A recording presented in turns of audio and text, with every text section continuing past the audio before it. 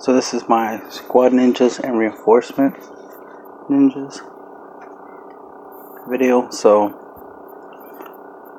there's some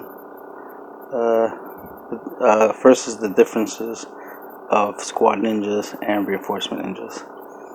Squad ninjas have 2 or more characters on the card, and their names are both their names of the characters are on the card, and they have purple or violet borders. Reinforcement ninjas only has one character, one name, and they have like a red or a burgundy border. So that's how you can tell the difference. Right off the bat, the simplest is they look a little different from regular ninjas, and they either have 1 or 2. So if they have 1 ninja, then it's a reinforcement. If they have 2 or more ninjas, it's a squad. That's how I easily tell them apart. But there are other details that let you tell them apart. Another thing is, as you can see right here, where right next to the mental power 5, it says squad. So that's another indicator that that's a squad ninja. And right next to the name Hidan, you see the in bold reinforcement. So that's another way you could tell that that's a reinforcement ninja. So squad ninjas are a little bit easier to get onto the field.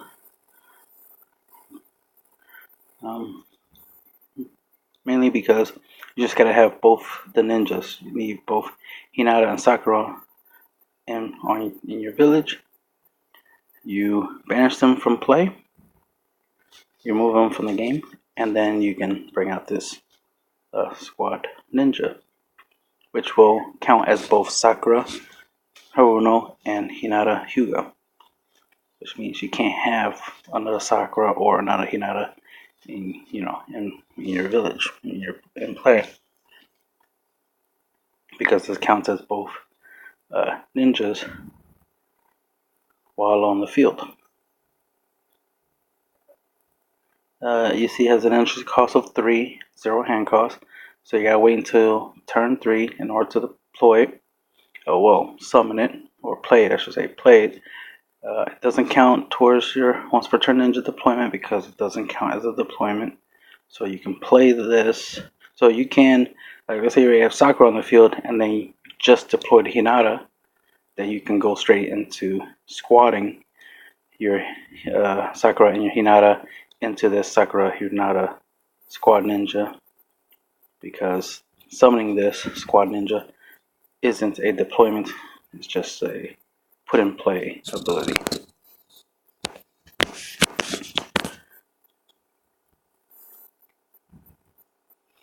Reinforcement, so that's how you bring out squad ninjas into play. Now reinforcement ninjas, you gotta play a card to bring them out. So first off, I will show you this card, Naruto Uzumaki's the Emerging Beast. He has the valid ability. During your mission phase, while you have 3 or more chakra, you can discard this ninja, which means you put into your discard pile. In that case, put in play 1 Nine-Tails Cloak Ninja card from your reinforcement deck. And you notice it's Nine-Tails Cloak in bracket. That means effect. So it's you're summoning a reinforcement ninja based off of his effect. As you can see, Nine-Tails Cloak, he has the Nine-Tails Cloak effect in the brackets. So that's what you're going by in order for that effect. So that Naruto brings out this Naruto for reinforcement deck. And then by this one's effect, you can summon another ninja for reinforcement deck, and then you go up the Nine-Tails ladder. So his abilities, during your mission phase, while you have 5 or more chakra, you can discard this ninja, send it into your discard pile. In that case, put in play 1 Tail Beast effect ninja card from your reinforcement deck.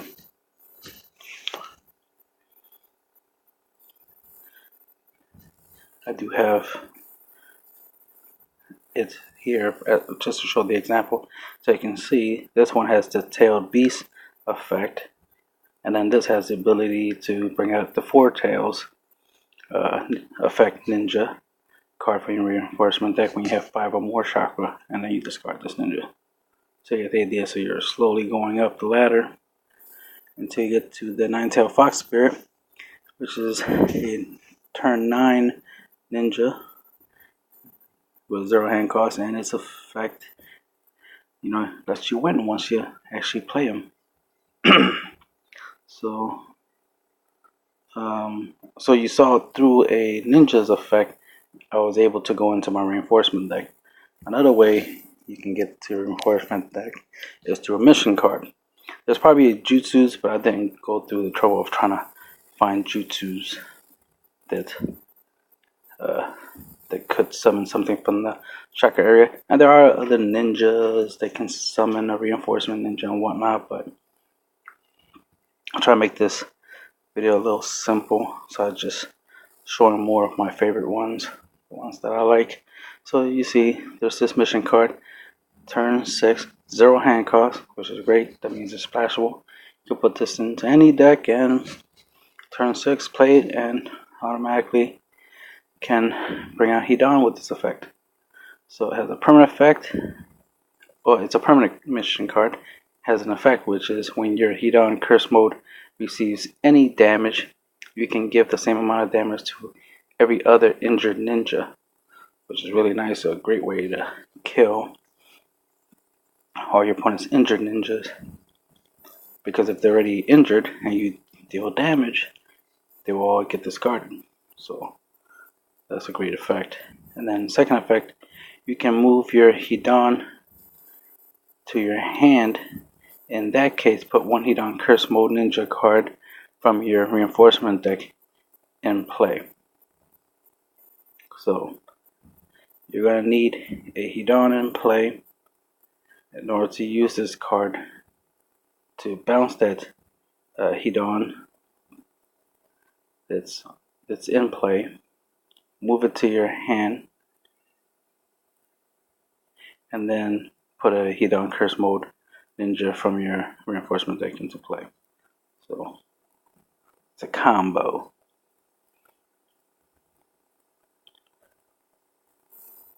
And there's a couple different ways you can utilize that.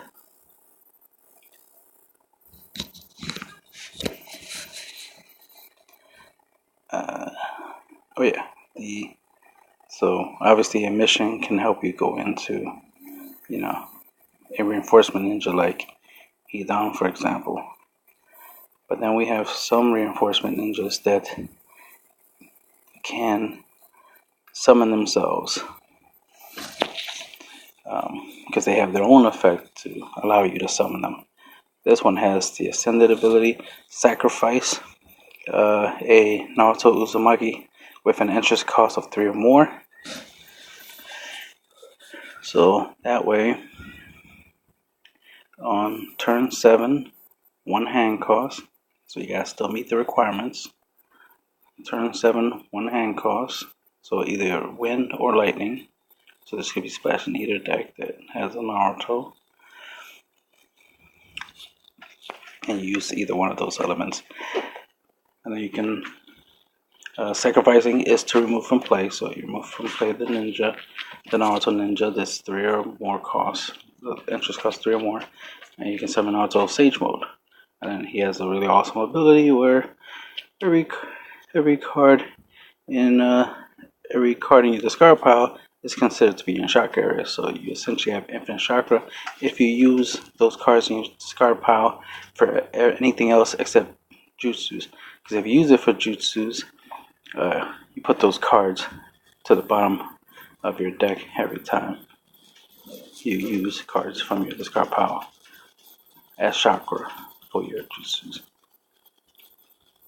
I like the idea of using him with Rock Lee and make Rock Lee infinite power, or just more than strong enough to win me outstanding victories and outstanding defeats. Was it something like that?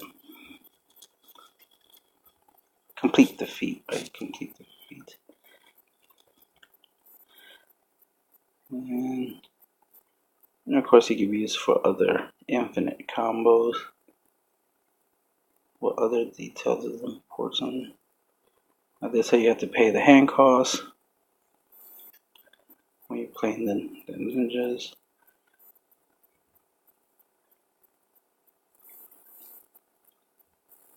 Oh yeah, hopefully I got this right. I remember somebody saying this, that you can use a platoon ninja, just one platoon ninja, for the whole cost of a squad ninja. That was pretty cool. So if I have a platoon ninja that's Sakura, and Hinata, I can use that whole entire, just use that one platoon ninja in order to squad out Sakura, Hinata squad. So that's pretty cool.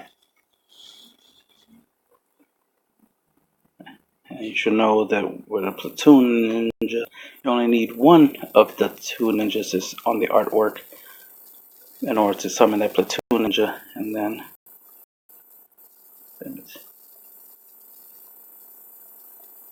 okay, back to what I was saying. Let me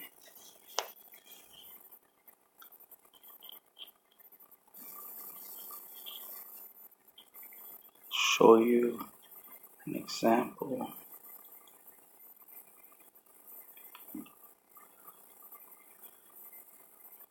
I don't know, doesn't appear to be a Hinata Sakura platoon.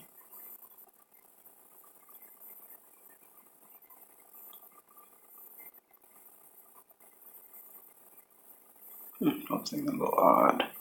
Of course, one there was a Hinata and Neji platoon. I guess there wasn't.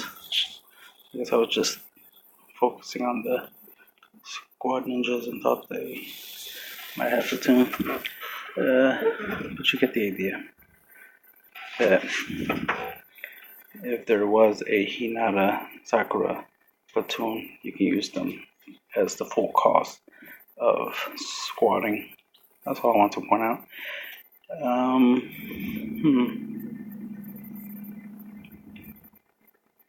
You could probably do the same thing with this one, because this one requires 3. Because you need Kankuro, Tamari, and Garo of the Desert in order to summon this one. So I think there are Kankuro and Tamari. Yeah, there's a Kankuro and Tamari platoon. So if you're using Tamari's Wind Scythe, right, that makes your life a little easier because you use Tamari's Wind Scythe to summon the Kankuro Tamari platoon. Right there gives you both Kankuro and Tamari, and then you just gotta summon like a Gora, and then you have all 3 of the ninjas you need for the squad ninja, but you only have 2 physical cards inside the field in order to play it. So I guess that's probably how they want you to do it. Is they want you to platoon and then squad into this, because it's like, unless you can get all 3 individually on the field and then squad into this, but I think the easier way would be the platoon route. So that's why I'm pointing that out. You can use platoon as a cost. I saw a video, somebody said that you could. It could be wrong, and somebody could correct me in the comment section, but so far I'm going with that information I saw from a YouTube video, that's the case. It was interesting information, because it's just, to me, the basic information to rule books is, you gotta have the ninjas in play in order to squad. So that little pro tip, as it were, that little extra detail where you can use a platoon as part of the cost, part of the summoning, then it's like, oh, that's good to know.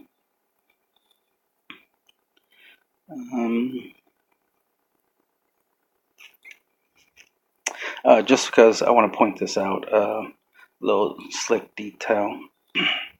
you know, these you do play them based off of the turn, you know, the proper turn. Let me pull up the card.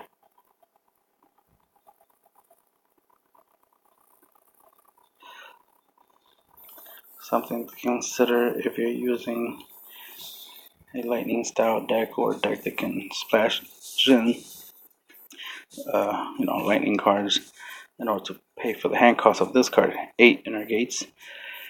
The effect is move your turn marker up by 5. At the end of your turn, at the end of this turn, move your turn marker down to 0. And this is a turn 3 card. So once you play, if you play this on your third turn, you'll be turn 8. Your turn marker can go all the way up to 8. Right, 8 inner gates, all the way up to 8. So there. But if you wait until your fourth turn and play this, then you'll be at your 9th turn, and you get the idea. The longer the game goes, the more powerful this card can be, and you can bring out some pretty big things pretty fast. So just depending how you do this, how you use this card, that can give you a lot of advantage. I have some strategies and combos with it, so that's why I'm pointing it out. You can use this to help you speed up the process of squatting into some high cost ninjas, or just summoning some reinforcement ninjas sooner than later. Yeah.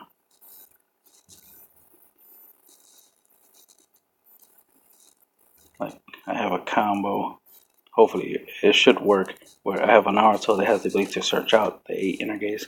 Then I play the 8 inner gates, offer that Naruto, because it is a 3 cost. Offer that Naruto Uzumaki 3 cost. And since my turn marker will be 8 at the time, I should be able to summon this Naruto Uzumaki Sage mode in that same turn of deploying that Naruto that searches out a lightning or wind mission card. So that's probably the main combo they wanted you to do anyway to get into this, but yeah, that's the combo I have to bring out Naruto out turn 3, and then, you know, get that infinite chakra, and then combine it with Rock Lee. Let me show you right quick, since I still have a little bit of time. Why not? Well, ironically, he's right there. I won't waste time going to the other deck. Just want to show you Rock Lee. As you can see, pay 3 chakra, valid, exchange jutsu, so you can trigger this effect during the exchange jutsu. This ninja gets +3 combat power and +0 support during this turn. You can use this effect as many times as you like, so it's not a once per turn. I can use this as many times as I want in the exchange jutsu. So with Naruto, you know, being able to give me infinite chakra, since this is an effect, not a jutsu, I can just keep on pumping them up. Just enough that I can guarantee a outstanding victory and a complete defeat, so I can injure my opponent's entire team, as well as get 2 battle rewards, all just by using this one Rock Lee.